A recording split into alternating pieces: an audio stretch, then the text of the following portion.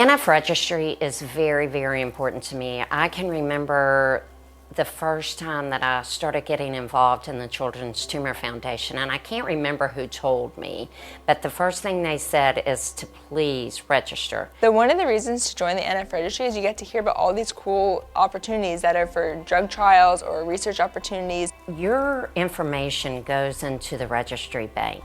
And not only are they making a difference for you, but they are also making a difference for every single person that has NF.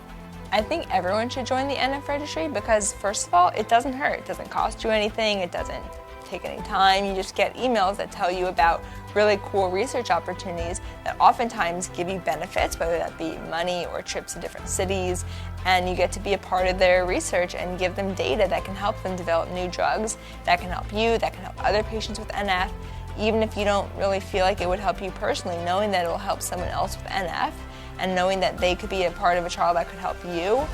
We're all a family, so whatever you do can help someone else just like yourself. So every single person that's sitting out there that has NF, that is not sure what to do, register, and let's make a difference for NF. All right. Hi, good afternoon, everybody. Welcome. I was worried the lights weren't going to be bright enough, but wow, we're okay. We're okay. Thanks, everybody, for joining us. I want to say a big thank you and welcome to all of you in the audience this afternoon. Thanks for joining us. And I want to especially thank all of my partners up here on the panel for making time to share their brilliance and their ideas and their minds with you. So we'll introduce ourselves, and then we are... Oh, closed captioning's not working? Can we, production team? Okay. Thank you. We're working on it. Sorry. Okay, they're working on it, Jess. All right, we'll try to keep going a little bit, and hopefully that'll be corrected quickly.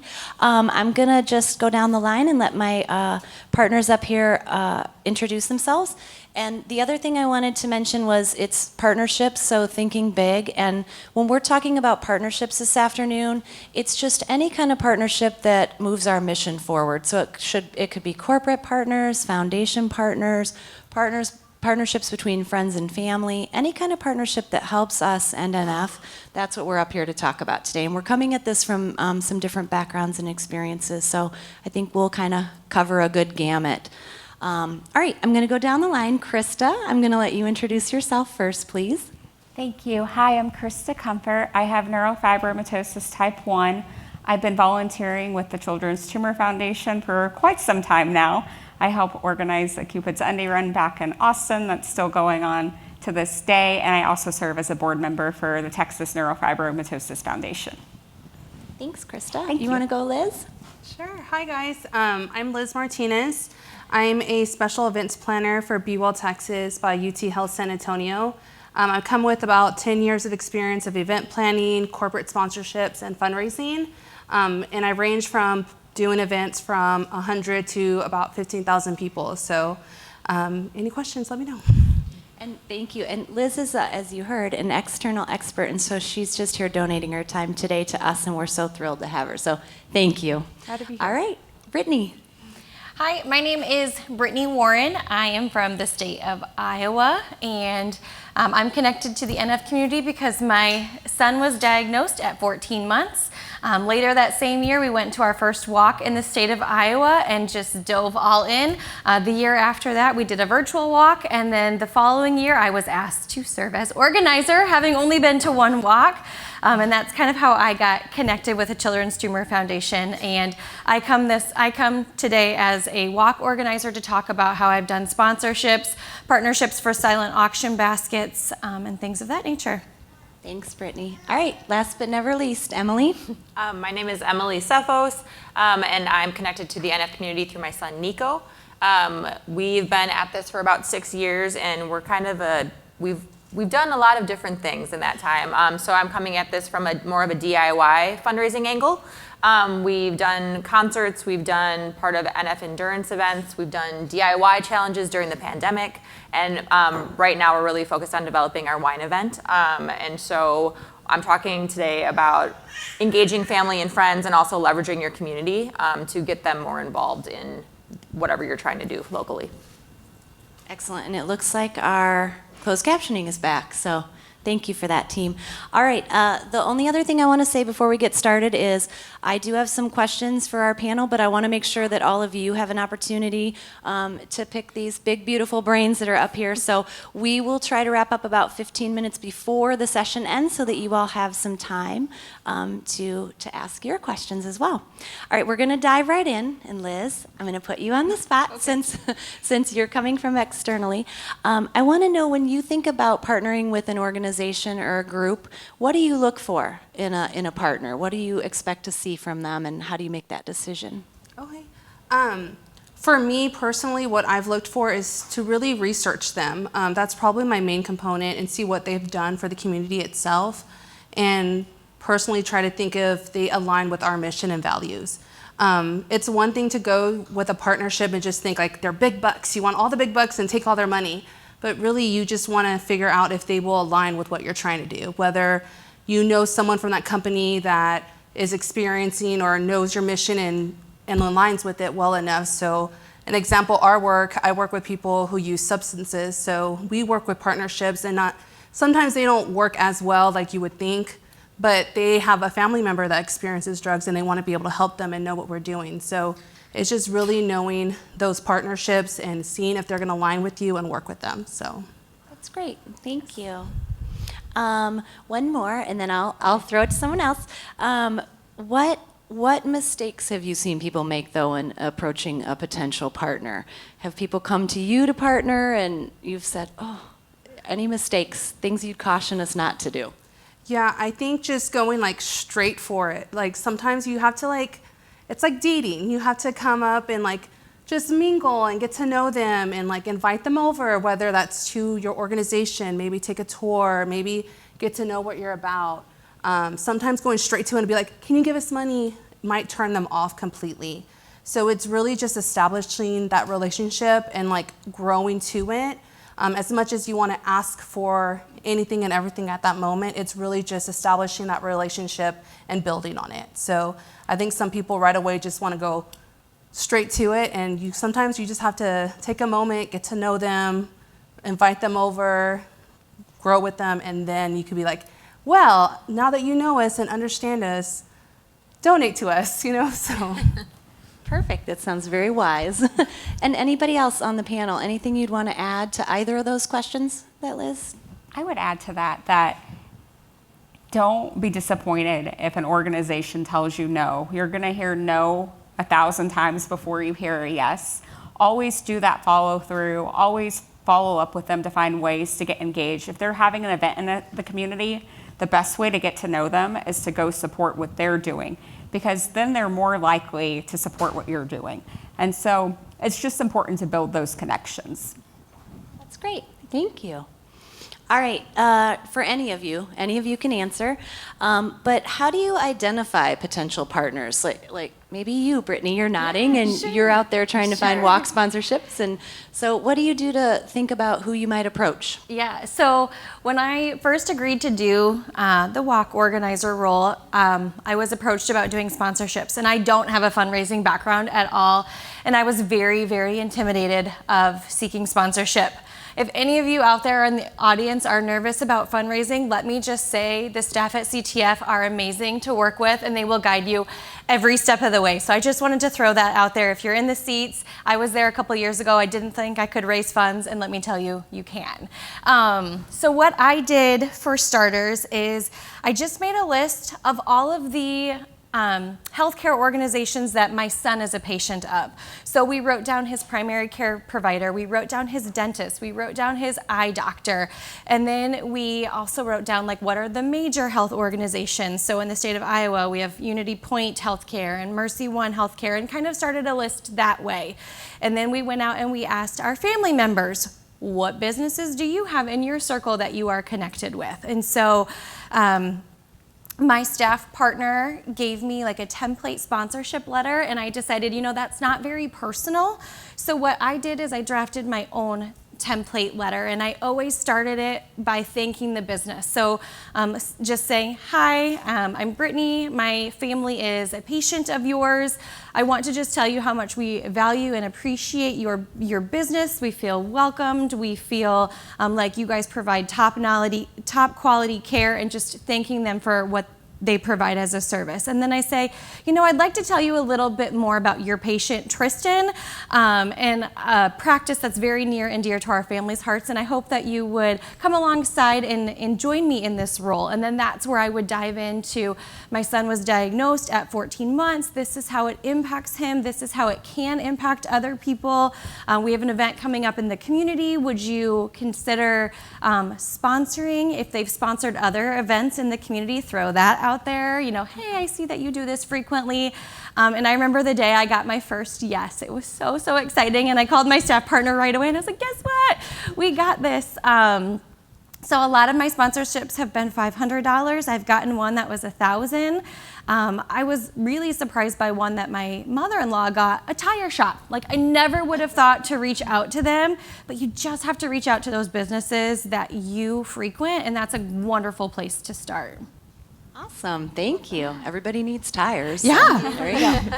Anybody else, anything else you would add? I just add on, I live in a smaller town in Wisconsin, and so when we're looking at different ways to like leverage our own community, like we're looking to places we frequent, like you mentioned, and so like we like to go to the Children's Museum in town, like that would be a good place to start. Anybody that's like seemingly aligned like locally on that community level, especially when you're not in a big city, is going to be like really important, and they know you. It's like, it's not anonymous, and so like you said, making that personal connection, like we go there and we play, and then I might introduce Nico to Oliver, who owns the building for kids, who I know, like those personal connections go such a long way in these situations. So, yeah. Awesome. Thank you. Thank you both. What about stewardship and cultivation? I think that's so important, right? Because you get somebody on board, and you kind of can't just thank them and forget. So, what are some ideas or some tips or some things that you've done successfully to really cultivate your sponsors and even recognition? I mean, we know sometimes they get a logo on something, but if you have creative ideas, even about like recognition and stewardship, I'd love it if each of you maybe have an idea or something you'd want to share. Sure, I guess I can start. So, having no event planning experience when I had started organizing Cupid's End of Year End, I always made it a point to send a thank you immediately. Like the minute I got a yes, the minute I got somebody who was interested in supporting Cupid's End of Year End, I would just simply write a thank you email or pick up the phone and call. And that goes such a long way. I can add on to that. And what you were saying earlier about building relationships, for us, like if we have a partnership with someone and they join an event and they help donate towards it, we still continue to invite them to other events, maybe that we don't need sponsorships for, but just so they can feel like they're a part of our community. So, for example, even just something simple for us, we had a grand opening for a new facility. So we just invited all our partners to come and, enjoy the free drinks and free food and just like come out and see our new facilities. So even just little things like that, even when you don't need their support, but just keeping them a part of all your events that you have coming up, just so they could know like, okay, I helped them because of this. So then they're always reminded, and then, who knows, maybe they'll want to do more. So I love it. Thank you, Liz. That's great. And I would echo the thank you note. So one year we made thank you notes, just like Walmart photos with our team pictures on there, and I hand wrote thank you notes that way. I've also sent emails to those who did provide sponsorship, and I would put a picture of my son on there, our team on there, and then I would put a large group picture of everybody who was at the walk. And then at the walk, for those who do sponsor, we have yard signs, and so we've given those back, like to the local tire shop, to see if they wanted to hang that up, just so that they can proudly show that they are supporting community events as well. And then when I do frequent that medical office afterwards, I make sure that I make a point to say, hey, thank you again for sponsoring our event. That really meant a lot to our family and those in the NF community. Thank you. That's great. And I'd add, we did a concert in Nashville because it's Music City, and so you need to grab those bands that are looking for something to do. But it was a relatively easy thing for the sponsors, but it was, you get your name on the marquee when you came in. And then I think those thank you cards, like, don't underestimate the power of those. And also with NF Awareness Month, it's a great time to just let them know where you're at now. Like, if they sponsored last year, or if it's someone you're developing, like, now's a great time to write a little card or a little update about how your family's doing, or you're doing yourself, and make sure that they know, like, they're continuing on the journey with you, I guess. That's great. Thank you all. I said I wasn't going to ask each of you to answer every question, but I'm glad you did. Thank you. Some great stuff shared there. What about so we've talked about, like, asking for money or donations or anything, but we always want to kind of increase that over time, right? We start somewhere. Do you have any tips or ideas, or, like, how do you get people to increase? How do you approach them with that? If it's been a couple years and now you want $2,000 or something, what do you do to do that? Any thoughts? I have, yes. Ask specifically what you're looking for. I think that starting out and saying, I know that you gave 1,000 last year, can you give 1,500 this year? And to see where they let them sit with it for a second, and then go from there, because they will likely say yes. And if they don't, then you're not losing anything, because you started with that, thank you for the $1,000, we really want to increase it by this much this year. Like, tell them what your overall goal is, and then ask if they'll be a part of, getting you there, getting you across that line. So That's great. specific. For us, we do a lot of sponsorship, like decks, like we create and develop sponsorship packets, and we always try to be strategic on what we include as benefits depending on the amount. And I say that because social media is so important and so many people don't use it and utilize it. So even just from, like, a smaller sponsorship, like a $500 sponsorship, we won't include social media. But then when you get $1,500, we'll include a specific social media shout out. And then if you're a title sponsor, you get presented by, and then signage and everything. So I just think if you're wanting to fundraise more, maybe developing a really strong sponsorship deck, even just as little as thank you social media post, and then a specific, sponsor spotlight on your social media, putting how many followers you have, and doing things like that. Even just signage, like saying, like, you sponsored the lunch, or you sponsored the walk, or whatever. Just really think of ways of the benefits that would benefit a partner to it. And sometimes it's free items, like, you could think of as a benefit, but it seems so much that they're like, okay, I want to do a $10,000 level because I'm getting all these things, but in reality, maybe 2 of those you're going to have to put money into, and the rest is free. So it's just really trying to be mindful of those type of benefits to really warrant someone to want to sponsor a lot more. And for us, it's helped a lot.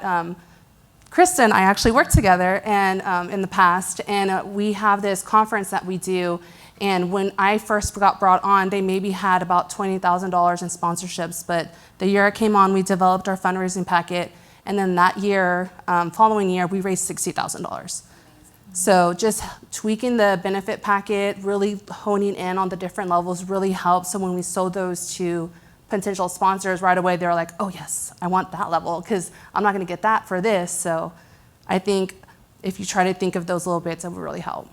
That's awesome. Thank you, Liz. And just a quick shout out to all of you, if you're doing events, Walk or Cupids, or you want to bring one to your city, we'd be happy to help with that. But our fantastic team has put together a beautiful deck, just like, so we have that for Walk and for Cupid. So if you are hearing some of these things and you want some resources, we've definitely got them. So just reach out to us, any of our Walk staff, myself, anybody, and we'll put those decks in your hands because they are definitely helpful. And they do. They inspire people. They can see, I can start here, and I can go here, and I can go here. So, and it looked like you were going to say something too, Krista. No, thank you. I was going to add something. There's so much power in numbers. And so I think if you can show statistics, you can show testimonials, it really does make an impact, and it brings together the whole story. So don't forget to share that piece when you're out in the community or even on social media, because people really, it does really resonate with people. Awesome. awesome. Thank you. I know we've kind of focused a little bit on businesses and getting some sponsors. So I am looking out into the audience. It's very bright up here, but I think she's over there. Our friend Kristen. If somebody could run over a mic, Kristen's toward the back there. Kristen's done an awesome job getting a corporate partnership, and she was going to join us on the panel, but instead she's out there. So I'm just going to ask Kristen, if you don't mind for a quick minute, just talking about just anything you want to add about how well you've done getting your corporation EOG involved, and then little tidbit. I'm stalling for a second. We'll be hearing more about EOG later in the conference. But Kristen, if you don't mind, just how did you get them so involved in their fantastic work with you? Yeah, sure. Thanks, Amy, for calling me out. No pressure.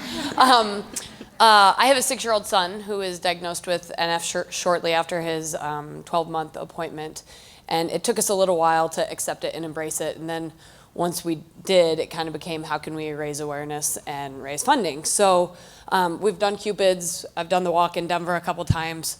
Cupids is a lot of fun with family and friends. And then I work for a big oil and gas company in Denver, and we've always had a philanthropic, social committee and then a wellness committee and all these things. And we raise funds and do volunteer events and do Colorado Gives Days and Wyoming Gives Days and stuff like that. We always had a really big presence with Habitat for Humanity, which was a great organization, but we did it year after year after year. And I think a lot of people were kind of like ready for something different, but someone needed to bring an idea forward. So that's where I came from. So I got some emails for the Colfax Marathon Relay, a relay we do in Denver. Cigna Health puts it on actually and has a corporate relay piece of it, and you compete against your own industry and blah, blah, blah. So NF Endurance has a footprint there and put teams together. So, I reached out to one of my colleagues that kind of ran our social committee and said, hey, what do we think? We could make this a wellness and a fundraiser. And everyone liked the idea, but then it really meant I had to share very personal. I keep Carter's diagnosis pretty close to the chest with people that don't know me. So most of the people I worked with did not know. We all have something going on, but most of the people I work with had no clue that I had that going on, right? So I put myself out there very vulnerable at a couple of employee meetings, sharing what is CTF, what is NF, how does it affect me, how does it affect Carter? And so I made it real personal, and I was crying in front of my whole company, right? Or the whole Denver division at least. And I'm a manager and they see me present a lot, but they had never seen the vulnerable side. They didn't know that piece of me. And I think it touched a lot of people. So last year was the first year we did it, and we were able to get 6 relay teams put together, so it was 30 runners. And we kind of pitched it as, you can run, you can donate, you can come cheer, you can do all the above, you can do neither, right? We have 200 plus people in our Denver office. So we got 30 to run, and I think we probably had 100 donate, maybe. And we raised over $20,000 directly from my colleagues, and then my company matched it 100%. So I think we raised $42,000 or something. You did, yes, you did. Through NF Endurance last year. Awesome. Thank you.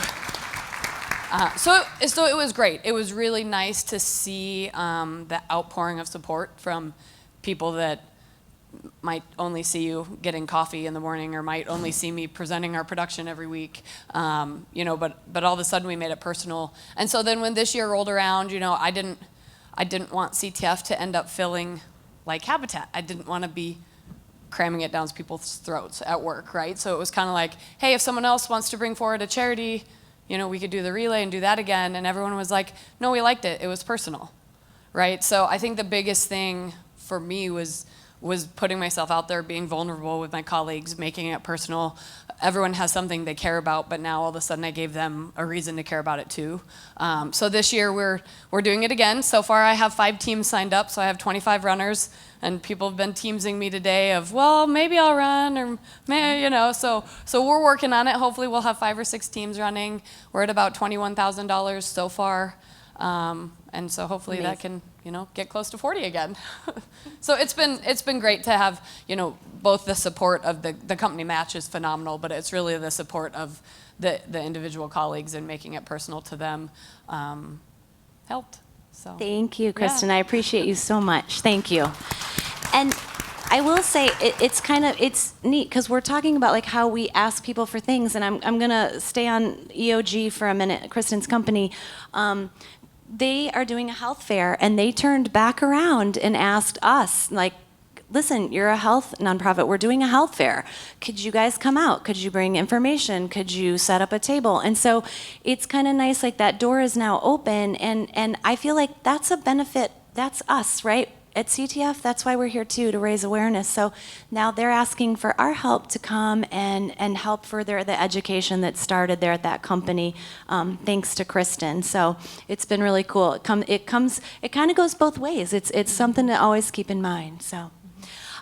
Okay, I'm going to ask maybe another question or two, and then we're going to turn it over to all of you and let you throw out your questions, because you can see you've got a lot of brilliant people up here. But we've kind of focused a little bit more sort of on, I feel like business or corporate and stuff, so I'm kind of looking at you a little bit, Emily, because I know partnerships that we create to be successful in all the things that we do, right, also involve people outside of businesses, and I know you've really friends, family, like that's partnerships too. So I don't know, Emily, if you want to talk a little bit just about how successful you've been with engaging your just personal network too, outside of that. Yeah.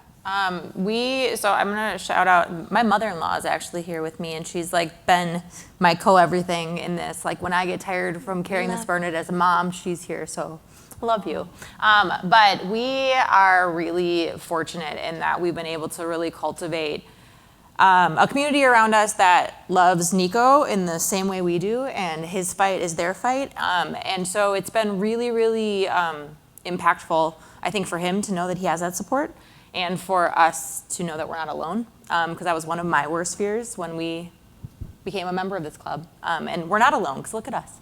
But when we're talking about really creating authentic relationships, and I don't want to say like buy-in, but just like investment in Nico's story and in CTF and in NF, it's taking them along on the journey with you. So like, for example, there's like core people that we send out updates about. Like we just had an MRI, here's how it went. And while we're very protective of Nico having his own story, we know that their heart is with him all the time too. And so we do share, our family has grown, our circles have grown, and we don't shy away from accepting the love that they want to give us. So there's that. And we also are we reach out in different ways, and like we do a wonderful wine event, and we've since this whole thing, I think we raised like $70,000 in the last 2 years, like in a yard, which is pretty cool. But we have tapped our own networks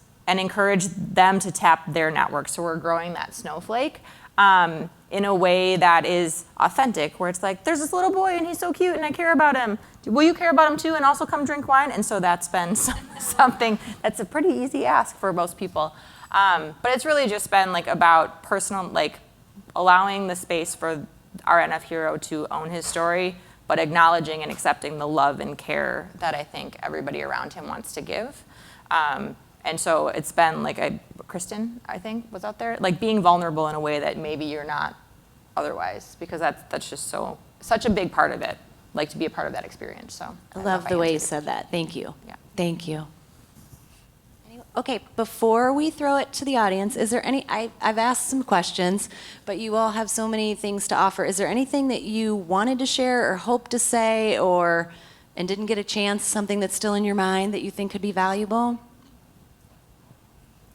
I just talked, but I also will say, like, small town, like, again, going back to the grassroots kind of organizing, like, when we're talking, like, social media and all that stuff, like, you being in a donut shop that you frequent and thanking the owner, like, locally, like, matters to them. It matters to those little community members, so don't think that just because you can't offer them, like, I mean, I don't have that many followers on Instagram, but but the local, like I know Jane from the donut shop, and she appreciates those kind of accolades and gratitude, like that goes a long way. So even if you're not able to offer them a 1 million person reach on social media, it doesn't mean it's not worthwhile to offer that up for them. So yeah, grassroots Awesome. Stuff is really good. Thank you. Yeah. If I could just add on to that, I think that is an amazing message just to remember across the board, and just knowing your connections and your network don't be afraid to use them, because I feel like a lot of people hesitate to ask, like, even as a friend of an aunt who knows someone with this person, but I know they know that person. Don't be scared to be like, hey, I know we haven't talked, but I'm really passionate about this project, and I know your aunt knows this. Like, use those connections. Don't be afraid to reach out and get that help in that way, because then it benefits if they say yes. The worst that could come out of it is they say no. And then you move on and you find somewhere else. So just don't hesitate for any of those connections, because for me too, I'm a band mom, so I'm also a fundraiser chair for that. So sometimes we have to use those. So like, we knew one of the older alumni band moms, her son is a manager for KFC. So we end up going to them, and they end up sponsoring our lunch for the band kids. And we have 250 band kids, so it's a lot of money to feed them. So even just knowing that, it helped us. So, and that's just like a small example of how you could use your connections or someone else's connections to help you for your cause. So. Thank you. Go ahead. I think to add to that, I used to do fundraising and event planning for MD Anderson, and our executive director at the time used to say, don't forget about your $25 a year donors, because they are the donors that, you know, are sometimes the most important in the end and end up giving you a larger gift 10 years later. So always remember to thank them. Thank you. Brittany, anything you want to add before we? So I was just going to throw out there that we do almost all of our fundraising on our social media. So through Facebook and Instagram, we started our fundraising during the COVID year primarily, and so we did a lot of fun challenges on Facebook. And so, like, one year we did a virtual lemonade stand, and so each ice cube, we had this lemonade cup on this big poster board, and then we had ice cubes all the way around it, and they started as low as $2, they went up to $50, and when we filled them all, we put all the ice cubes in the bucket, it was a $650 challenge, and I think we got it in 2 days just by using social media. So those are the types of fundraisers that we start off doing, because it gets people excited and engaged. And then I was also going to take just a few minutes and share too, that my husband has found a way to take his hobby and use it to spread awareness and fundraise through NF. So my husband, TJ, couldn't be here today. He had to work and wasn't able to take the time off, but he's very passionate about board games. And so him and his brother-in-law play on Twitch every Thursday night, and they were playing one night, and they're like, you know, let's just try to do a fundraiser for CTF. Let's just see how it goes. And so they took to their board game Instagram pages, and they did some challenge during the month of May. They had a hashtag like blue and green board game to end NF. And so he was spreading awareness about what NF is, what the Children's Tumor Foundation is, and then he was putting in a plug for this stream. And so he's connected with publishers. So every year he gets about 50 different publishers that donate games that then we can give away when people donate through the stream. We've had CTF come on live. Connie has come and played before with TJ. I think Aiden came online, so we get CTF involved. We get publishers. He has had other people who are well known in the board game community come on and play on the stream, and then they've brought followers with them. So I think one year, one of those followers paid $500. Like, they didn't ever hear about CTF before, and so that was a donor we wouldn't have had it not been through this board game community. So my challenge is just to think outside of the box and do some DIY fundraisers and think about how you can take a hobby and turn it into a way of spreading awareness and raising those crucial funds. I love that. Thank you. Yeah. That's great. All right, I'm seeing we have a giant clock up here, and I know we have about 14 minutes left, so I do have colleagues out there with mics, and they're going to help you. If you have questions, just raise your hand, and they'll come around, and you can ask our experts, ask our panel. Oh, yes, awesome. Good job. Lots of hands, great. Hi, Drew. Hey, Amy. I participate in Cupid's every year, and every year Jeff Powell and I get together before Cupid starts. He's sitting over there, and he beats me handily at Cupid's every year. But we both sort of have this moment of thinking how fatigued we are about hitting the same donors for the same event on an annual basis. Mm-hmm. I'm just curious, like, thoughts for you. You guys are the master coordinators of these big events. Like, what are you doing to keep them fresh, keep them interesting, keep bringing the same people back? Thoughts, tips, or things that come to mind? All right, you all look like you're thinking. Can I say one thing? Drew, so just spending years doing this and partnering with fundraisers like yourselves, I think one thing I hear while you all are thinking is, I think we hear that sometimes people like to tell people it's gonna be my annual thing, like this is my thing, and you're gonna hear from me each year. And they don't kind of surprise people year after year. They just kind of want you to know, like, I'm coming at you once.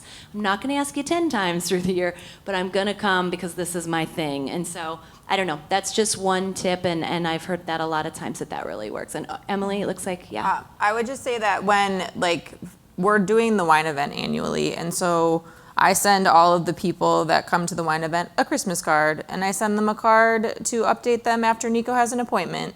And so, like, it's a constant kind of thing. So then when I send them a card inviting them to a fundraiser, it's like, yeah, they're part of our community, and those Cupid's participants are a part of your community too. So, like, maybe considering prolonging that relationship so it's not just a one-day-a-year thing. Well, they're not forgotten. You're not just coming when it's time for the money kind of thing. It's not like transactional in that way. Like, you just want to make it something so it's like an authentic relationship. And if they're there to support you in that cause. So That's what I was going to say. That's what we do for ours, like just thinking of other ways that they could join us, or like we have an upcoming wellness fair too, and we're just extending an invite to everyone. So even just when you don't need fundraising, but just keeping them involved in any other way, they'll appreciate that. And then just knowing, because I also work the corporate end, and like I used to receive the sponsorships, once you're committed, most of the time you know what events you're going to do annually. So if they're coming back to you every year and continuing to sponsor your event, for the most part, they're committed. So don't think that they're going to get fatigued. For the most part, they know, like, okay, this time, this year, this is the events we do, and we're committed. So I wouldn't worry about that. But like I said earlier, it's like dating. You want to continue building that relationship. So if there's any other way you could get them involved, I would definitely do it. I love the dating analogy. Okay, other questions? I know there were a lot of hands up out there. Okay. Yep. Sorry, I didn't want to jump in front of anyone. I have a question. Really, I feel like a lot of times when you talk about social media that there are it's almost like a constant barrage sometimes of like, hey, donate to this, donate to that. I'm raising money for this. And my wife has an Instagram where we focus on our daughter who has an F1. And I say that because it feels like you hear a lot of that. It's almost like fatigue at some point. Do you have any advice for trying to stand out or trying to kind of differentiate yourself from other people that are kind of doing the same thing? Does that make sense? Yeah. I think just content creation is a whole nother thing, but you kind of have to get creative in that. Like right now in our generation, we have TikTok. So if you could do reels and do story times or find ways in that way if you want to try. For us, like even right now, you have to kind of follow the trends too, that helps. So a picture sometimes is not good enough. Sometimes you have to do a reel. Sometimes you have to do a video. If you could record and do like streaming graphics, Canva is a great tool to use. And they have like motion graphics now. So if you can utilize that, and this is just strictly content, but you kind of have to get creative and you have to kind of research. A lot of people think it's so easy just to push a button and post something. You have to really look at like what's trending. If you're using music and, just try to get what's relatable to other people to want to check out your content there. And I speak on this as just like strictly business and everything else. Of course, this is your family, but if there's any way for you to share in that way, I definitely would look into doing that because people enjoy loving story times. Like they want to get to know you more and they want that from you. So if you're just doing like stagnant pictures, sometimes that does get boring. You want to just get creative and just think of ways that way. Sure. Sorry, I have a quick follow-up. As far as like going from mainly online, mainly like content creation to like approaching these businesses, do you have advice on kind of transitioning to that? Because like at this point, all we would say is kind of like we have exposure through this one medium, but I feel like I've approached people before, and I know you hear a lot of no's, but it's kind of like we're racking our brain to say, like, what can we offer these people or these companies? Like, how do you suggest getting into that? Like, I know you've mentioned slowly just kind of joining their movement and expanding yours with that, but do you have any like, here's how I really go get these companies as kind of like a startup? That's hard. I really don't. I think it's just really establishing the relationships and trying to push. It sounds kind of aggressive, but sometimes you do have to become aggressive. Like if they say no, just continue to update them if there's a way. For me, it's easy to say on the corporate side, like we have email marketing we utilize. So if they say no, we add them on. So if we have major updates, at least we keep them in communication that way. For you, it's obviously a lot different. But if you could try to think of a way to where you could just somehow engage them even when you don't need the ask, just having them come out to an event and just see what we're about. Because sometimes it's what it takes. They think, oh, they just want money, but if they just come out, maybe join a family, you invite them personally, like, hey, we have this event going on, just come out, see what we're doing, see who's involved, and sometimes that will help too. We've done that tons of times too, where it's a no, but we're like, but just come out, come see it, or we'll offer it to them for free, because obviously sometimes like for us, we get exhibitors and vendors and stuff, so we're like, well, we really want to make this connection, so we're going to offer it for them for free, and then hopefully if they come and they enjoy it and they get the experience that they maybe not were thinking about, and then next year hopefully that partnership builds and they'll pay for their sponsorship there. I don't know if that answered anything, but. Go, Emily. I started following your Instagram, and it's lovely. So you're even more Instagram famous now. But I would say that like if you're talking about like businesses that like interact with the content, but you're trying like I would almost send them like a snail mail, like maybe like a photo and some CTF materials, and like, hey, I saw that you liked our stuff, and I know that you're like based in our community or you're locally, regionally, whatever. Like, just wanted to make sure that you had all the information. This is, and then do that personal connection, because that's like the first touch. And then the second touch is maybe being like, we have an event coming up, and I want to come and talk to you about it. And then the next ask is the donation. So. Other questions out there? Oh. Lauren's coming. She's coming. Hi, how are you? So for me, I don't have a problem with asking for money, because I sit on the board and I'm a bank manager, so we do that all day long. So for me, so I have a daughter. My daughter, she has NF. She's 9. So for me, I would like to. It's like, where do you start with planning an event? Like, I would like to have these events in my community. So like, where do you start? And so for me, I feel like it's a little bit different, right? Because it's, one, you have to raise awareness about this rare condition, this rare disease. And then my daughter's a minority, so it's like twofold for me. It's like raising awareness about this rare disease in a minority community, and then how do you start? How do you plan that? And so that's like an issue for me. So it's not like, so for me it's not about money or partnerships or whatever, because I actually have a lot of that at my disposal. So, that I'm halfway through the battle. So it's just really, how do you plan the event? Well, I was going to say, you've got some experts. Emily's not going anywhere. Karen's out there at the table next to you. And any of us staff, too, just come up. And what we like to do is connect resources, right? Like, Emily would love to have other people pick their brains and go do these wine events and have them elsewhere. And staff know others that have started. So, like, please just know, like, just ask the question. Make yourself known to somebody. I happen to know that Karen and Emily already shared their names and numbers because somebody else wants to take their wine event somewhere. So I know people will, if you're not afraid to fundraise, that's the hardest part. If you just want to get started, I know there's a lot of people that will say, like, let's talk, let's figure out. And I loved, Brittany, you said it too, like, what's your passion? Is it a wine event? Is it board games? And if you start there, that's the best place to start. And then just grab somebody and say, like, I want to talk, and get 20 minutes of a phone call with somebody, and I know they'll help you from wherever they are. Can I say that? Yeah. Like, sorry.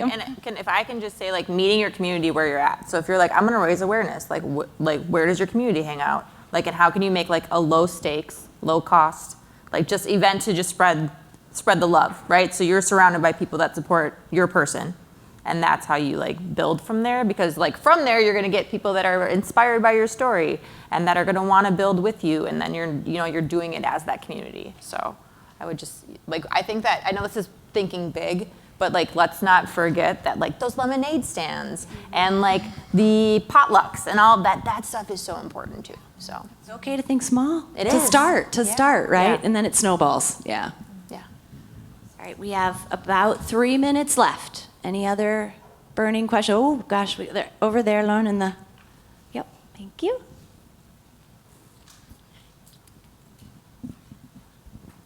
Thank you all so much. It's been very informative. I have kind of a specific question. I have a CEO that I'm very close to who loves to do things to donate, but doesn't like to donate cash. He wants to see something done that's effective. And our ownership team is a very big fish. He's given $100 million to cancer. He lost a son to brain tumors, not NF. And I feel very cautious about ever saying anything to either one of them that would even remotely sound like, can you help me fund this? And so do you have any advice about how to get someone to donate that isn't cash, that somehow can benefit further down the line? And that's the first thing. And then the second thing is, how do you deal with someone that obviously does donate a lot of money and probably gets talked to quite often? And I think maybe the answer might be sharing stories, but I'm kind of curious to hear what you all say. I don't know if you all want me to start, but I'm going to try the first one. I don't know if she's in this room right now. Patty Potasnik, we all love her, and I'll call her out. She works for a very large corporation, American Airlines, and she's very much like you. She wanted to get them involved. And so some of you have maybe heard the story, and I'll try to make it fast. But she works in their technology, on their technology team. And so that's where she started. She said, look, the money's great, the money's fantastic, but we have brilliant minds, and how can we put that to work? And they got very creative, and so they're doing this fantastic project with us, right, to help us mine our data and organize our data in better and different ways. And so that's one foot in the door. So again, just talk to people, get creative, approach, you saw Kristen's over there, she's got her company involved, like maybe she's got ideas, but just talk to us and we'll see. But just think about, again, it's sort of like what the passion is or what your industry is and what else is there to bring to the table as that first hook. I think that's important. Anyone else on that one or the second one? Also, I'm going to call it Barb Gallagher. Barb Gallagher, wave your hand, please. This is my colleague, Barb Gallagher. She's waving. She's awesome and very brilliant, too, and she works with a lot of our corporations and foundations, and people don't always want to dive right in with the money, and so there's a lot of things we could do to get creative, but please just, I don't know that we can answer it now in this moment as we're wrapping up, but we can definitely help, okay? All right, I'm getting we've got 0 on the clock. Are we done? Okay. We could probably stay here all afternoon. Listen, thank you all again for spending time with us. Most importantly, please thank all of my friends up here. They did a fantastic job this afternoon. Thank you all for being here. All right, we'll see you in some more sessions.